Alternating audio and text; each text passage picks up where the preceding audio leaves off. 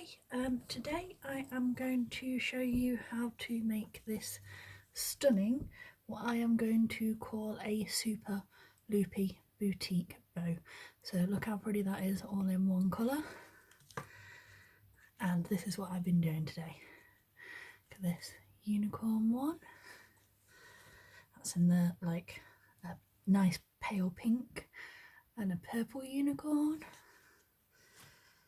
And got this gorgeous gold edged white ribbon with the woodland animals, and I've done some twin sets because I have twin nieces and they like to match a lot.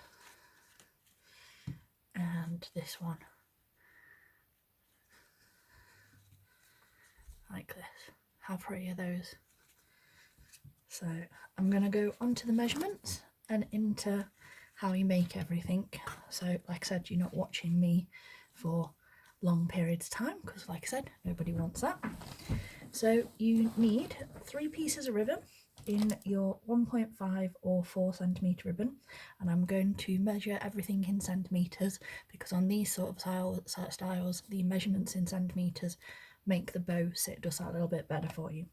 And you'll need 1 piece in 60 centimetres, 1 piece in 30 centimetres and 1 piece in 10 centimetres, and you'll need some coordinating 9mm for the middle. And obviously you will need a clip, you'll need your thread, you will need a little bit of glue. You can do it with pins, but it is much trickier. So like I said, just a touch of fabric glue just to hold things in place while you stitch through. And you'll need a lot of dress pins because this one is all about pinning to get your alignment in place. Some of the tutorials I've seen for this version use a lot of the silicone based glue, but I don't actually know where you can actually get that in the UK.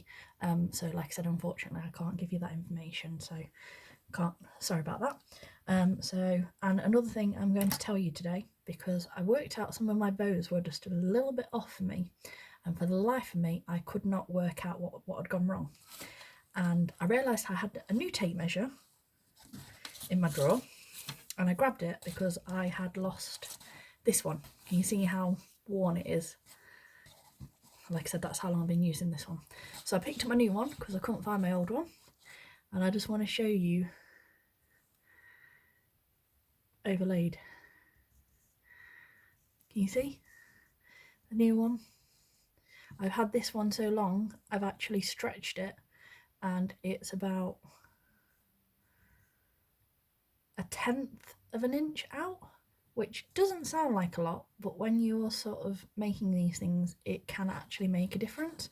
So if any of your tools like this, if your fabric scissors aren't cutting as well as they used to, or your tape measure is a bit battered, always spend that bit of money and get your new versions, and again it will just help with keeping everything nice and aligned and keeping everything how it should do. So the piece that we're going to start with first is the 60 centimetre piece, and as you can see, as normal, I've already sort of started creasing and heat sealing everything, so it's a bit quicker for me to show you. So you fold it in half first, and we heat seal. Sorry, excuse me, just put my lights down. Heat seal across here, directly like that. And we also want to fold this in half again this way and heat seal here, so you've got almost a cross shape. This will help guide all your bits into the centre. Okay, once you've got it in half like so, what you do is you take this piece up to here and that piece up to there so that they all meet in the centre, and again heat seal like so, so you've got it in the 4 pieces like this. So 1, 2, 3, 4. Okay, so that's the nice easy bit. Now I'm going to show you something with patterns, so you will always get putting patterns the right way so that your woodland creatures are always the right way up on the head. Okay, so what you need to do is, if you start the ribbon print this way, so your patterns go in this direction, you need to make sure that they are facing this way as you are making the bow, so that when you fold it all together it will look right. But I'll show you a trick to make sure you're doing it correctly as you're making, before you start stitching and have to take everything apart. So I'm just going to show you a little trick just to make sure you've got everything in place. So the basis of the tutorial is going to be this. I'm going to put that here, that here. We're going to bring this up. We're going to put that directly across the middle, in, over, over, and we're going to stitch through across here. Now, as you can see, the gingerbread men, like the unicorns, like the woodland creatures, they're the correct way up. Now, obviously, if you fold it together like this so you get a rough idea of where these are going to be and you've got them the wrong way, this is where you would like open your hand like this and put everything correctly. So I just thought I'd show you that little trick for you. Okay, so like I said, we start with this 60cm piece first, and what I've also done is I've put a guide little pinch here as well. Okay, so your first one is, so when you do it, make sure your peaks of these are this way up and you've got your dip that way facing against your desk. Okay, so take this piece, turn it in like this and bring it to the top half of your fold, so where your cross is, not over it, across the line. And what I do here, and I use a lot of pins purely to keep everything in place and stop things slipping, because we don't want it in this kind of style of bow, because that is where things go wrong. Now what I do now is take a tiny touch of this, just push that pin out of the way. You want just a little bit,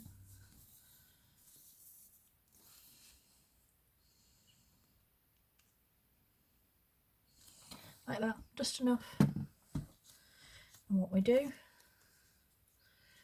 is we pinch this one in the middle, do a little guide for that one as well. Just going to heat seal along there again just to make sure it's nice. And we're going to place that directly over there, just overlapping ever so slightly on the glue. Now with this, I'm going to pin twice to sort of help that glue set and stop this piece of the bow slipping. So, like I said, get that all in place. Remove this. And I'm going to pin like that. And I'm going to pin like that. And like I said, that will hold the glue and it will hold the line. Okay. So now what we're going to do, because we know that is pretty much over the middle, we take this side and we bring it up to there, like so. So you've got the tail behind you like this. And again, lift it up, make sure this is following that line down nicely, and you can re-pin the pieces together. And like I said, these are purely to hold things in place and stop them slipping. So there you go. So that's what you've got now. So it's similar to sort of the boutique shape, it's just an extra couple of steps. Right, so the next bit, and as I said, we make sure that's where it starts, we fold it so it's facing that way so we know it's the correct way. So with this one, again, I have folded it directly in half, creased it this way, and then I've folded that middle again like this and creased it this way, and I have heat sealed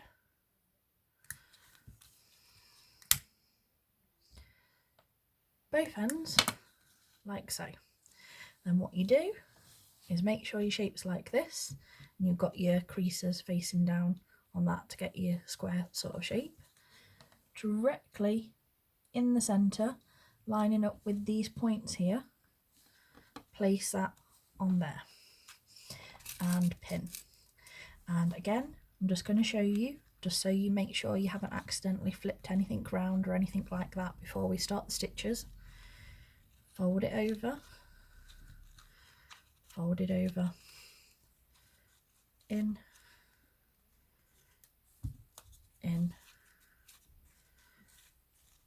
turn it round, double check, and as you can see I have somehow managed to pin that one the wrong way.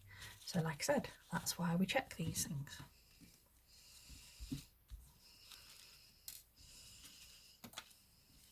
What I do is, that's not too bad because I am going to cut that tail off in a minute anyway, so let's heat seal that bit. Add a touch more glue.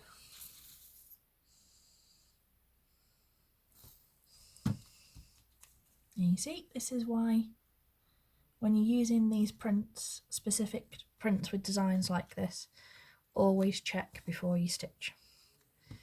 Okay, so we're going to reline that up with the crease, and I'm going to pin that back in place, hopefully the correct way up this time.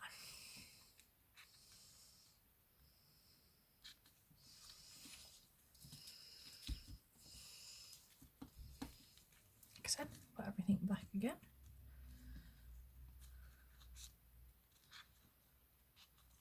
It's also a good way for you to learn where everything needs to go, so I don't mind showing you that, like I said, I make mistakes, we're all human, that's how we learn. So like I said, right across, pin it in place, and like I said, don't be afraid to, like I said, do a second check. I always do, because like I said, I know when I do these kind of prints I will occasionally do them the wrong way. So as you can see, we've now got everything in the place that it should do. So right, so this crease, what you do is you take that directly over and make sure the crease is lined up with this point. Okay, so that cross over there, and I'm going to repin that back through there a second. So like I said, you visually right at there, and same with that crease, you bring that in and you want this crease line to be directly lined up with that point. And again, I'm going to move the pin and repin like so. Now with this bit, I'm just going to reheat seal that. What I do is just a little overlap, tiny little overlap there. Again, like I said, this is what I mean about the pins. Lots and lots of pins.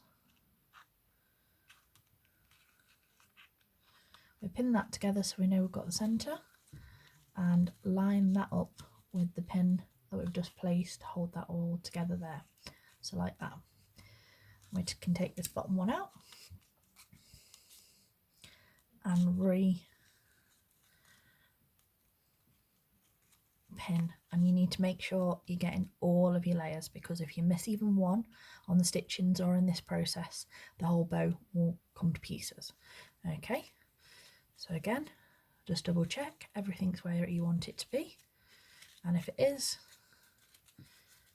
we can take some of the pins out so it's a bit easier to stitch. There we go. So there's that one. Take a needle and thread, and you start at this cross. 1, 2, take your pin out now. 3, 4, 6. Okay, just going to make sure before I go all the way through.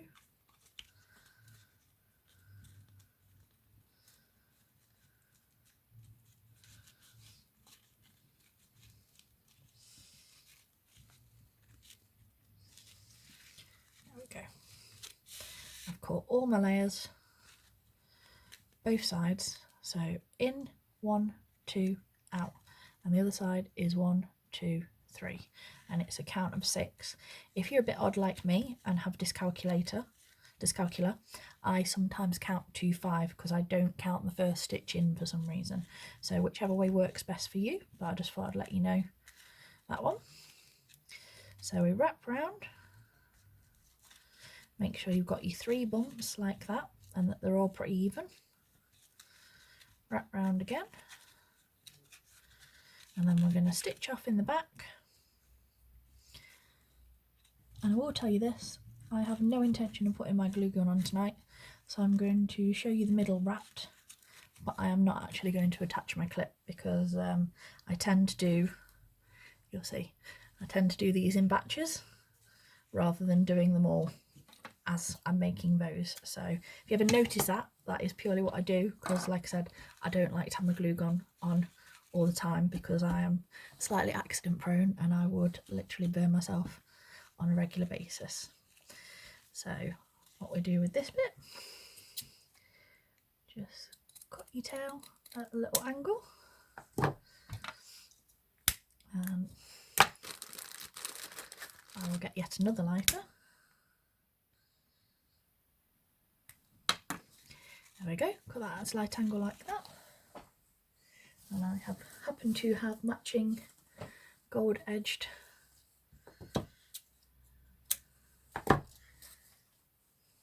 If you happen to like this gold edge ribbon, it is from Lovecrafts in the UK. Jo is absolutely lovely. She gets some of the most amazing prints that I have seen, and like I said, has this gorgeous gold edge ribbon at the moment. It's one of my favourites, especially at Christmas time. It is stunning for Christmas, like that teal version that you see on the desk. So I'm just going to wrap this so you get an idea of what the bow will look like.